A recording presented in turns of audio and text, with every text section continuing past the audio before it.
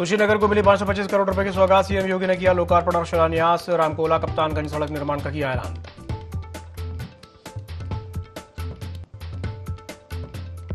गोरखपुर में सीएम योगी ने सुनी जन समस्याएं। भू माफिया पर सख्त कार्रवाई के दिए निर्देश। जनता दर्शन में पहुंचे प्रदेश भर के फरियादी।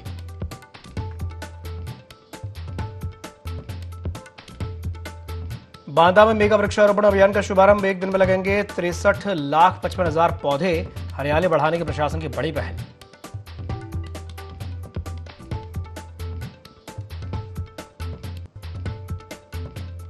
उन्नाव में डंपर की टक्कर से बड़ा हादसा हुआ, जहां बस ने 4 लोगों को कुचला। 3 यात्रियों की मौके पर ही मौत।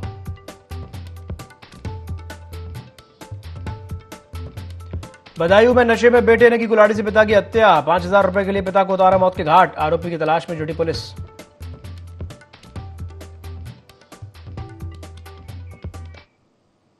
नमस्कार, ND24 में आप सभी का स्वागत है। मैं हूं आपके साथ दिव्यांशु जोशी। तो उत्तर प्रदेश के मुख्यमंत्री योगी आदित्यनाथ ने कुशीनगर को 525 करोड़ रुपए की विकास परियोजनाओं की सौगात दी है।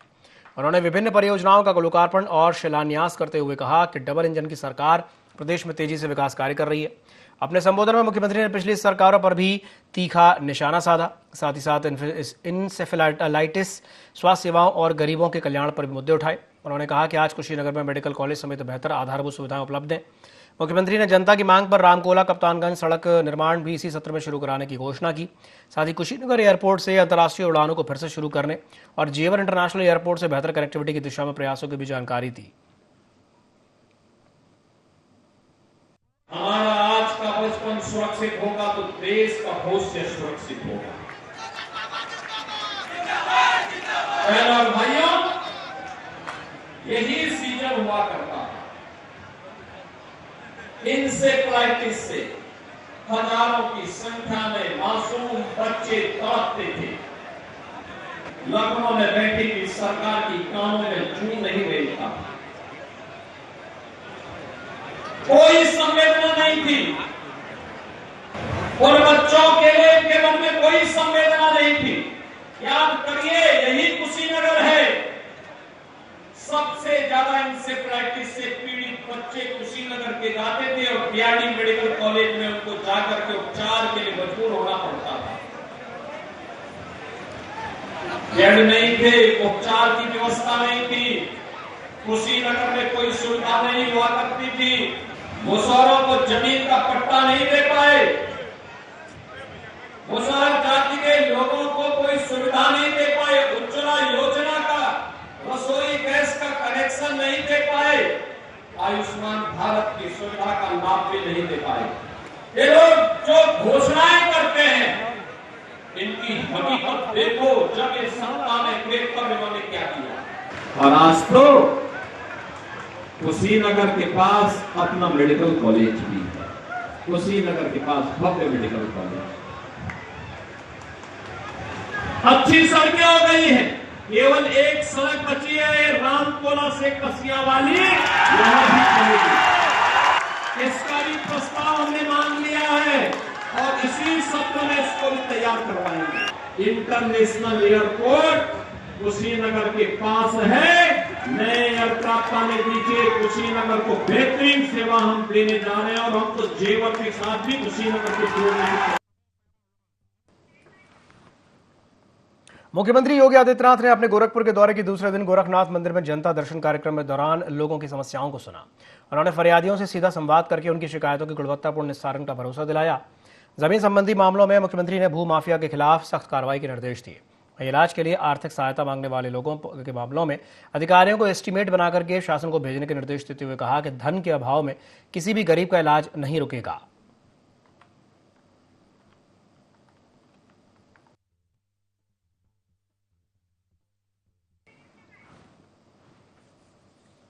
बड़ी खबर रायपुर से, जहां पर पानी की जगह युवती को एसिड देने का आरोप लगा है। एसिड पीने से युवती की हालत गंभीर हो गई है। डॉक्टरों ने प्राथमिक उपचार के बाद हायर सेंटर रेफर किया है। दुकानदार ने पड़ोस से बिस्लरी की बोतल मंगाई थी। नगर कोतवाली क्षेत्र के अर्जुन नगर का यह मामला बताया जा रहा है। तो बड़ी खबर आपको बता रहे हैं हापुड़ से, जहां पर पानी के बजाय युवती को एसिड दे दिया गया। एसिड देने के आरोप लगे हैं। एसिड पीने से युवती की हालत जो है वो गंभीर हो गई है। डॉक्टरों ने प्राथमिक उपचार के बाद हायर सेंटर रेफर किया है। दुकानदार ने पड़ोस से बिस्लरी की बोतल मंगाई थी। नगर कोतवाली क्षेत्र के अर्जुन नगर का यह मामला बताया जा रहा है। बच्चा पानी की बोतल ले गया, जैसे ये बोतल रखी है मैंने ऐसे निकाल के दे दी। वहाँ जाके उन्होंने पी होगी जैसे भी है, आके बोला आंटी उसमें तेजाब। मैंने कहा बेटा मेरे तो तेजाब ही ना है दुकान पे। बोले उसके तो गले में सारे में वो हो गई एकदम। डीप फ्रिज में से निकाल के दी, जैसे मैं पेटी में से निकाल के लगाती हूँ उसमें से ऐसी दूसरी निकाल के हथियार लगा दी मैंने उसमें। वही हुई कि वो बच्चा कह रहा है आके तेजाब है, और देखने में उसे भी नहीं पता चली, मुझे भी नहीं चली, जो पी रही है उस बच्ची को भी नहीं पता चली। खबर रायबरेली से, जहां पर सरेनी थाना क्षेत्र स्थित बंगला घाट पर गंगा स्नान के दौरान एक युवक की डूबने से दर्दनाक तरीके से मौत हो गई। मृतक की पहचान फतेहपुर के पटेल नगर के रहने वाले 22 साल के साहिल के रूप में हुई है, जो अपने ननिहाल पूरे मालिन गांव आया था। दरअसल परिजनों के साथ नाव का इंतजार करते समय वो गंगा स्नान करने उतरा, लेकिन गहरे पानी में चले जाने से डूब गया। सूचना मिलते ही पुलिस, फायर ब्रिगेड और स्थानीय गोताखोर मौके पर पहुंचे, तो वहीं कई घंटों की तलाश के बाद युवक को बाहर निकाला गया, जहां सामुदायिक स्वास्थ्य केंद्र के डॉक्टरों ने उसे मृत घोषित कर दिया। हालांकि पुलिस ने शव को पोस्टमार्टम के लिए भेजकर आगे की कार्रवाई शुरू कर दी है।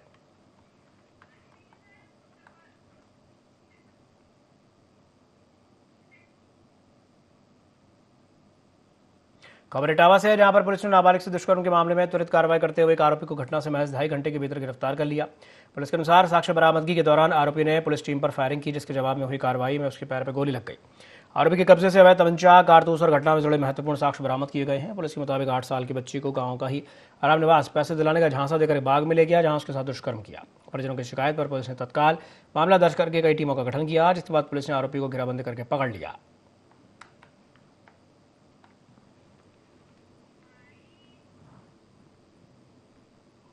जिसमें अभियुक्त के द्वारा गलत काम किया गया था, उसे पुलिस मुठभेड़ में गिरफ्तार किया गया है, जिसके दाहिने पैर में गोली लगी है, जिसे उपचार हेतु जिला चिकित्सालय भेजा गया है। उक्त अभियोग में साक्ष्य संकलित कर विधिक कार्रवाई संपादित की जाए। खबर बदायूं से, जहां पर बिनावर थाना क्षेत्र के बियोर गांव में एक बेटे ने नशे की हालत में अपने ही पिता की कुल्हाड़ी से काट करके हत्या कर दी। पुलिस के मुताबिक 60 साल के राधेलाल खाना खा रहे थे, तभी उनका बेटा हिरवन अपने एक दोस्त के साथ पहुंचा और 5,000 रुपए की मांग को लेकर विवाद करने लगा, और विवाद बढ़ने पर आरोपी ने कुल्हाड़ी से पिता की गर्दन पर कई वार कर दी, जिससे उनकी मौके पर ही मौत हो गई। वारदात के बाद आरोपी फरार हो गया। सूचना पर पुलिस और फॉरेंसिक टीम ने मौके पर पहुंचकर साक्ष्य जुटाए और शव को पोस्टमार्टम के लिए भेज दिया है। फिलहाल पुलिस मामला दर्ज कर आरोपियों की तलाश में जुटी है।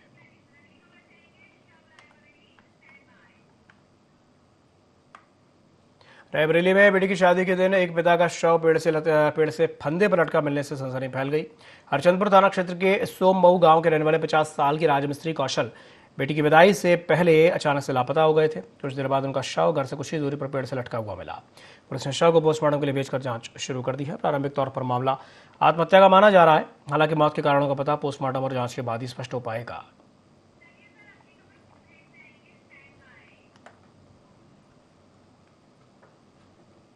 महोबा पुलिस ने मुठभेड़ के बाद अंतर जनपदीय चोरी गिरोह के 3 शातिर बदमाशों को गिरफ्तार किया है, जबकि एक आरोपी अंधेरे का फायदा उठाकर फरार हो गया।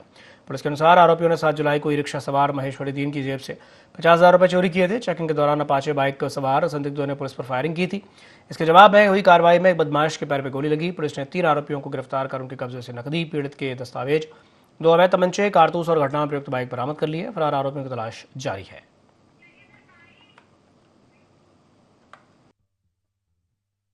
जब ये ई रिक्शा से ट्रैवल करके जा रहे थे तो कुछ संदिग्ध व्यक्तियों द्वारा इनकी जेब काटकर इनके पास रखे हुए 50,000 रुपए चोरी कर लिए थे। इस घटना का संज्ञान लेते हुए थाना कोतवाली में 100 संगत धाराओं में अभियोग पंजीकृत किया गया था। उनमें से एक व्यक्ति द्वारा उग्र होकर पुलिस पर फायरिंग की घटना कारित कर दी। पुलिस द्वारा बचाव में आत्मरक्षार्थ सिखलाए हुए तरीके से जवाबी फायर किया गया, जिसमें एक व्यक्ति को घायल हुआ, जिसके पैर पर गोली लगी। 2 व्यक्तियों को पुलिस ने दौड़कर हिरासत में लिया तथा एक व्यक्ति इसमें मौके का फायदा उठा के वहां से फरार हो तथा फरार हुए व्यक्ति की पहचान करण कंजर के रूप में निकल के आई है, जो जनपद कानपुर देहात का रहने वाला है। इनके पास से लगभग 9,500 रुपए नगद, 2 पासबुक, 2 अवैध तमंचा, 2 खोखा कारतूस, 1 मिसफायर कारतूस, 1 जिंदा कारतूस तथा घटना में प्रयुक्त एक अपाचे मोटरसाइकिल बरामद हुई है। इनसे पूछताछ करने पर यह पता लगा कि ये एक शातिर अंतर जनपदीय गैंग है, जिनके द्वारा इस प्रकार की घटनाएं लगातार कारित करी जाती हैं। घायल व्यक्ति को इलाज के लिए सीएचसी में भर्ती कराया गया है, जहां पे उसका इलाज चल रहा है और उसकी स्थिति स्थिर है। अन्य सोनभद्र के ओबरा थाना परिसर में मिशन शक्ति केंद्र और साइबर हेल्पलाइन डेस्क का शुभारंभ किया गया, जहां डीएम चर्चित गौड़ और एसपी अभिषेक वर्मा ने संयुक्त रूप से इसका लोकार्पण किया। अधिकारियों ने फरियादियों की समस्याएं सुनकर के त्वरित कार्रवाई के निर्देश दिए और पौधारोपण करके पर्यावरण संरक्षण का संदेश भी दिया। इस दौरान 12 जुलाई को जिले भर में वृहद पौधारोपण अभियान चलाने की जानकारी दी गई। कार्यक्रम में नेशनल ताइक्वांडो चैंपियन अपूर्वी को सम्मानित किया गया और बड़ी संख्या में स्थानीय लोग भी मौजूद रहे।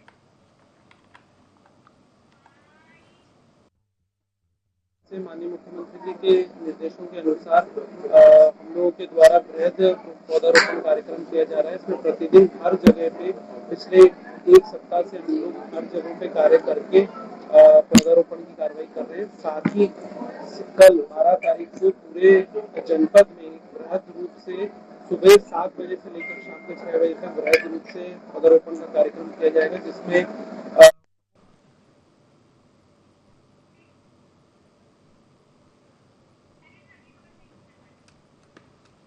खीरी पुलिस ने थाना प्रभारी अवनीश कुमार के नेतृत्व में कार्रवाई करते हुए फरार चल रहे 3 शातिर चोरों को झिलारिया मार्ग रेलवे क्रॉसिंग के पास से गिरफ्तार किया है। पुलिस ने आरोपियों के कब्जे से घटना में प्रयुक्त 4 पहिया वाहन और चोरी के 3000 रुपये बरामद किए। तीनों आरोपी हत्या, लूट, आर्म्स एक्ट और गुंडा एक्ट समेत कई गंभीर मामलों में वांछित थे। पुलिस ने सभी आरोपियों को गिरफ्तार करके न्यायालय में पेश करने के बाद जेल भेज दिया।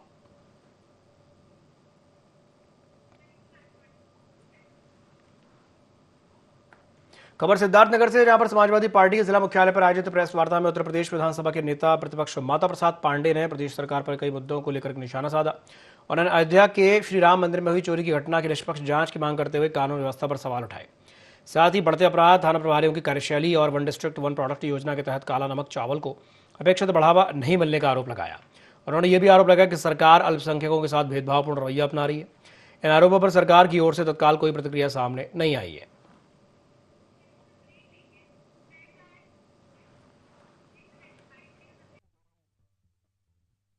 श्री राम के मंदिर में जो घटनाएं, जो चोरी और डकैती एक तरह से कर लीजिए हुई, उससे पूरे देश का हिंदू समुदाय आहत है।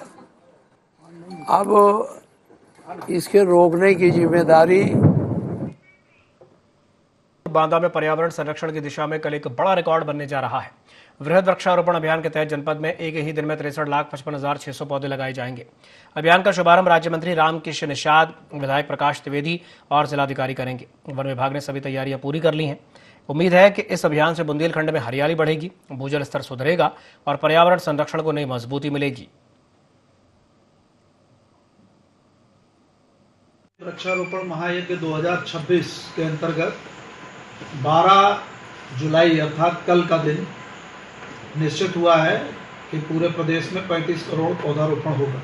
इसके तहत बांदा जनपद में वन विभाग के द्वारा 18,64,000 और अन्य विभागों के द्वारा पौधे लगाए जा रहे हैं। कुल मिलाकर जो बांदा जनपद में पौधे का रोपण है वो 63,55,600।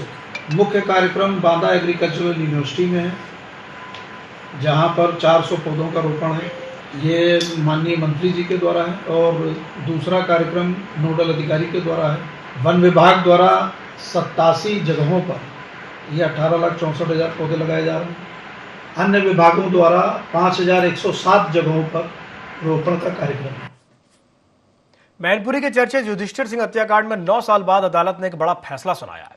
जिला एवं सत्र न्यायाधीश कंवल सिंह की अदालत ने इरफान, सत्तार अली, स्वराज अली और बंटी अली को हत्या का दोषी ठहराते हुए आजीवन कारावास और प्रत्येक पर 65,000 रुपए का अर्थदंड लगाया। ये मामला 22 अप्रैल 2017 का है, जब औंछा थाना क्षेत्र के महलोई गांव में बकरियों को खुला छोड़ने के विवाद ने हिंसक रूप ले लिया था। आरोपियों ने युधिष्ठिर सिंह पर लाठी डंडों से हमला कर दिया था, जिससे उनकी मौत हो गई थी। पुलिस ने जांच के बाद आरोप पत्र दाखिल किया। सुनवाई के दौरान साक्ष्यों और गवाहों के आधार पर चारों दोषी पाए गए, जबकि 2 नामजद आरोपियों को राहत मिली है। दोषियों को न्यायिक हिरासत में जेल भेज दिया गया है।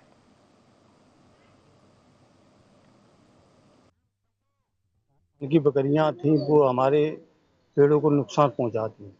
उनको मना किया था हमारे पिताजी ने, इतने में ये लाठी डंडे लेकर आ गए और वहीं पर मारने तोड़ने लगे। वहीं मतलब सही सुनाया है सब, मतलब न्याय दिया है सब। मैंने काफ़ी भरोसा तक मतलब भरोसे में ही चल रही थी साहब, हमको न्याय मिलेगा सर।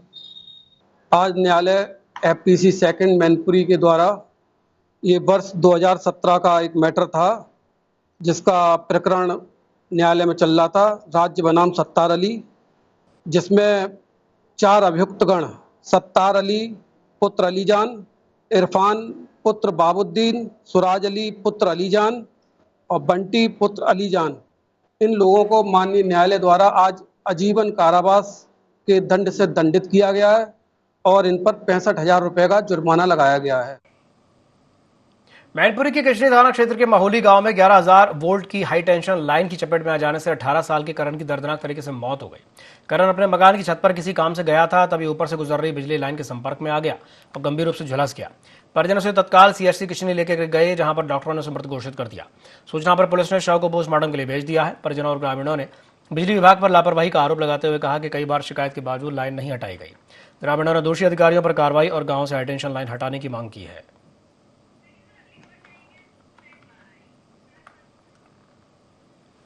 उन्नाव के दही थाना क्षेत्र में कानपुर लखनऊ हाईवे पर शनिवार को एक दर्दनाक सड़क हादसा हो गया, जहां रोडवेज बस ने पहले एक डंपर को टक्कर मारी और हादसे के बाद बस से उतरे यात्रियों और कंडक्टर को बस चालक ने वाहन पैक करते समय कुचल दिया।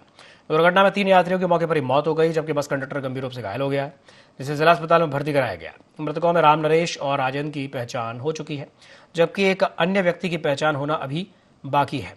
बताया गया है कि रामनरेश अपनी पत्नी के साथ ससुर के अंतिम संस्कार में शामिल होने जा रहे थे। पुलिस ने शव को पोस्टमार्टम के लिए भेजकर मामले की जांच पड़ताल शुरू कर दी है।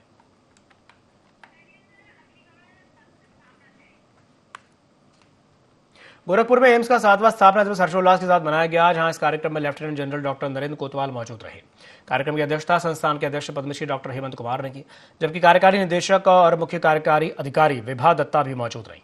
इस अवसर पर संस्थान की उपलब्धियों पर प्रकाश डाला गया और एमबीबीएस छात्र छात्राओं को उत्कृष्ट प्रदर्शन के लिए प्रशस्ति पत्र और स्मृति चिन्ह देकर के सम्मानित किया गया।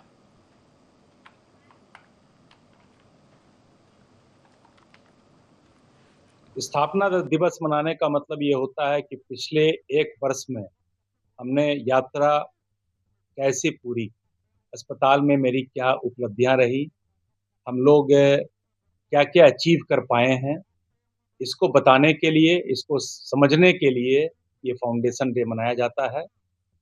और हम आगे का क्या प्लान करेंगे, आगे क्या ड्रीम करेंगे, आगे की मेरी क्या रणनीति होगी मरीज के सेवा के लिए, वो हम लोग आज के दिन में मनाते हैं।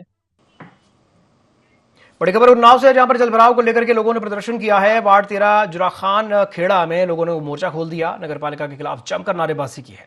कीचड़ और जलभराव से लोग काफी परेशान हो रहे हैं और भारी नाराजगी है लोगों में। समस्या के समाधान की वहां पर मांग उठाई गई है। तो बड़ी खबर आपको बता रहे हैं, उन्नाव से जलभराव को लेकर के लोगों ने प्रदर्शन किया है। वार्ड 13 जुराखान खेड़ा के लोगों ने मोर्चा खोल दिया है, नगर पालिका के खिलाफ जमकर नारेबाजी की है। कीचड़ और जलभराव से लोगों में भारी नाराजगी है और समस्या के समाधान की वहां पर मांग उठाई गई है। तो तस्वीरों में देखा जा सकता है किस तरह से जो लोग हैं उन्होंने नारेबाजी की है। कीचड़ और जलभराव से बेहद परेशान हैं। उन्नाव में जलभराव को लेकर लोगों ने प्रदर्शन किया है, नगर पालिका के खिलाफ जमकर नारेबाजी की है।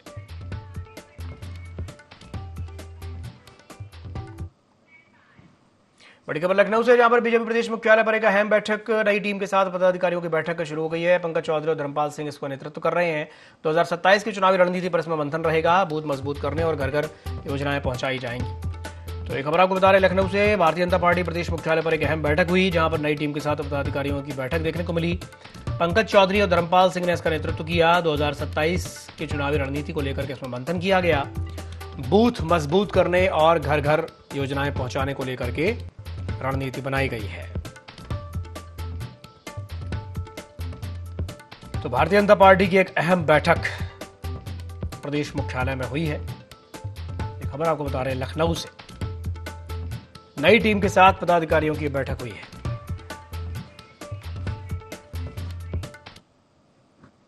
खबर लखनऊ से, जहां पर वीआईपी कार्यक्रमों को लेकर के हाई अलर्ट है। सुरक्षा व्यवस्था पर अधिकारियों की ब्रीफिंग हुई है। जॉइंट सीपी ने आवश्यक दिशा निर्देश जारी किए हैं। सुरक्षा ड्यूटी में तैनात कर्मियों को निर्देश जारी किए गए। वीआईपी कार्यक्रमों को लेकर के पुलिस पूरी तरह से सतर्क है। तो खबर आपको बता रहे हैं लखनऊ से, जहां पर वीआईपी कार्यक्रमों को लेकर के हाई अलर्ट जारी किया गया है। सुरक्षा व्यवस्था पर अधिकारियों की ब्रीफिंग हुई है। जॉइंट सीपी ने आवश्यक दिशा निर्देश दिए हैं। सुरक्षा ड्यूटी में तैनात कर्मियों को निर्देश जारी किए गए हैं। वीआईपी कार्यक्रमों को लेकर के पुलिस पूरी तरह से अलर्ट है।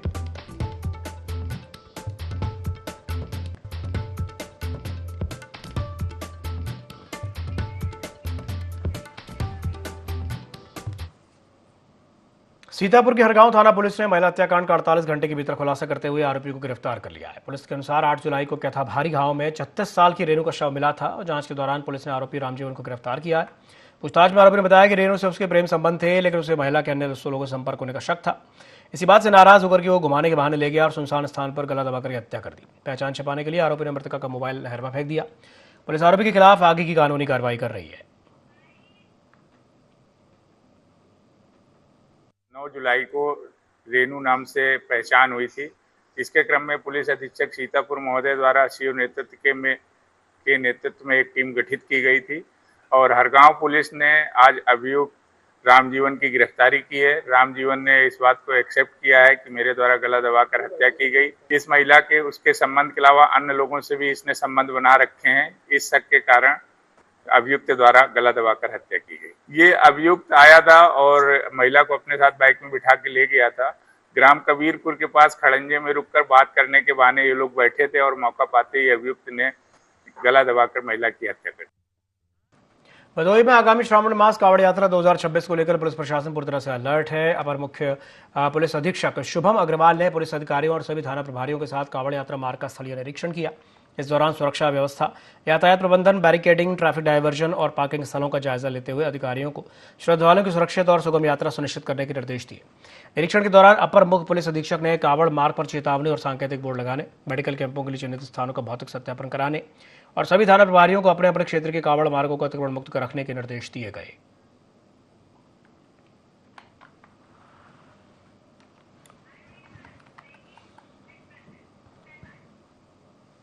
बड़ी खबर लखनऊ से, जहां पर 13 जुलाई से लखनऊ कानपुर एक्सप्रेसवे खुल जाएगा। राजनाथ सिंह, नितिन गडकरी और सीएम योगी इसका उद्घाटन करेंगे। 63 किलोमीटर का जो सफर है वो 30 से 35 मिनट में ही पूरा हो जाएगा।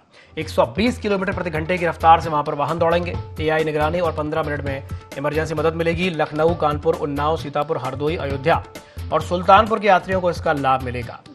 बड़ी खबर रायपुर से, जहां पर करोड़ों की जमीन को लेकर के विवाद हो गया। कोर्ट के आदेश पर 8 लोगों के खिलाफ केस दर्ज किया गया है। अमन नाम के व्यक्ति पर हमला और फायरिंग का आरोप है।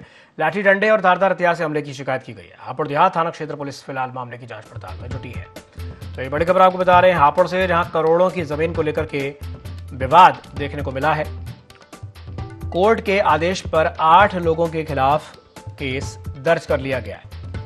अमन नाम के व्यक्ति पर हमला और फायरिंग का आरोप है। लाठी डंडे और धारदार हथियार से हमले की शिकायत की गई है। हापुड़ देहात थाना पुलिस फिलहाल मामले की जांच पड़ताल में जुटी है।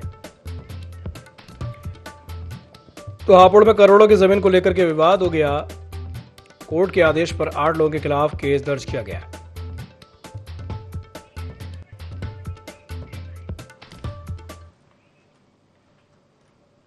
श्रावण मास को लेकर के बाराबंकी के हैदरगढ़ स्थित अवसानेश्वर महादेव मंदिर में लगने वाले मेले की तैयारियों का जिलाधिकारी और पुलिस अधीक्षक ने संयुक्त रूप से निरीक्षण किया। अधिकारियों ने सुरक्षा व्यवस्था, यातायात प्रबंधन, बैरिकेडिंग, पार्किंग और श्रद्धालुओं की सुविधाओं का जायजा लिया। निरीक्षण के दौरान मुख्य प्रवेश द्वार पर खोया पाया केंद्र स्थापित करने, पर्याप्त पुलिस बल की तैनाती करने, सीसीटीवी निगरानी और प्रभावी भीड़ प्रबंधन सुनिश्चित करने के निर्देश दिए गए। प्रशासन का कहना है कि श्रद्धालुओं की सुरक्षा और सुविधा सर्वोच्च प्राथमिकता है और मेले में के शांतिपूर्ण और व्यवस्थित आयोजन के लिए सभी आवश्यक तैयारियां समय पर पूरी की जाएंगी।